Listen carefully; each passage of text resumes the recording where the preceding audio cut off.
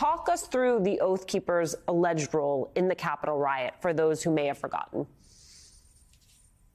Yeah, look, the Oath Keepers were one of the groups that stormed the Capitol, and they were one of the most, as you alluded to in the opening, like one of the most organized groups. You know, they consolidated their weapons and their intentions well in advance of January 6th. They were part of, or its leader, Stuart Rhodes, who's on trial for seditious conspiracy, was one of the attendees at a January 5 parking garage rendezvous with the head of another far-right extremist group, the Proud Boys.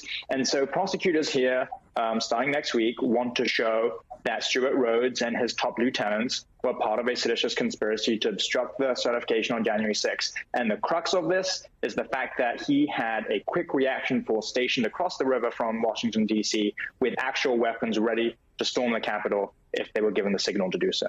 Melissa, what kind of precedent will this trial then set for the Justice Department's January 6th prosecution? What's the relationship? Well, it's an important trial. I mean, here we have just generally the idea that there is a conspiracy organized around the events of January 6th. So far, we've only seen really low-level prosecutions of crimes that occurred in the wake of January 6th. So trespassing on the Capitol, destruction of property.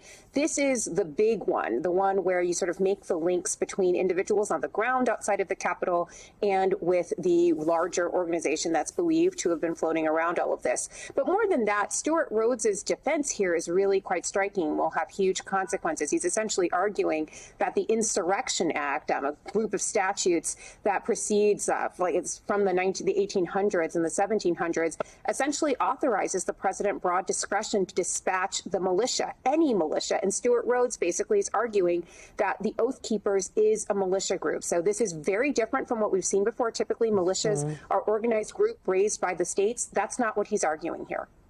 So interesting. Eugene, speaking of far-right conspiracies, last night Trump played a seeming QAnon anthem for the third rally in a row, and I wonder what this increasingly overt nod to QAnon tells you about where the former president and his apparatus are moving. Yeah, I think when you talked to Republicans and folks who were in the Trump camp weeks ago when we first saw this happen, what they said was, that's not what you heard. That's not what we were doing. The hand signal that folks put up, that wasn't QAnon. We don't support that.